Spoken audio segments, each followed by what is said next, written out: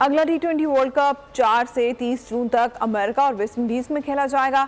ICC ने तारीखों का ऐलान कर दिया। 10 मुख्तलिफ ग्राउंड्स में मुकाबला। वर्ल्ड कप 2024 में 20 टीमें हिस्सा लेंगी। पहले राउंड में टीमों को 5-5 के 4 ग्रुप्स में तकसीम किया जाएगा। हर ग्रुप की 2 टॉप टीमें सुपर 8 राउंड के लिए 2 ग्रुप्स में तकसीम की जाएंगी। दोनों ग्रुप्स की 2-2 टॉप टीमें सेमीफाइनल के लिए क्वालिफाई करेंगी। अगर आपको ये वीडियो पसंद आई है तो हमारे चैनल को सब्सक्राइब करें और बेल आइकन को प्रेस करें। डिजिटल लोन स्कैम, आवाम को कर्जों के जाल में फंसाकर लूटने वाले भेड़िए बेनकाब। बोल की काविशें बारावर साबित हो गईं। ऑनलाइन कर्ज माफिया के गिर्द घेरा तंग हो गया है।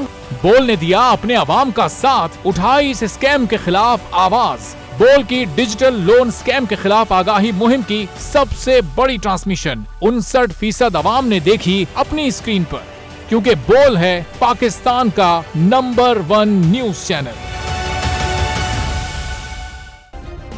सब्सक्राइब करें और बेल दबाएं ताकि कोई खबर रह न जाए।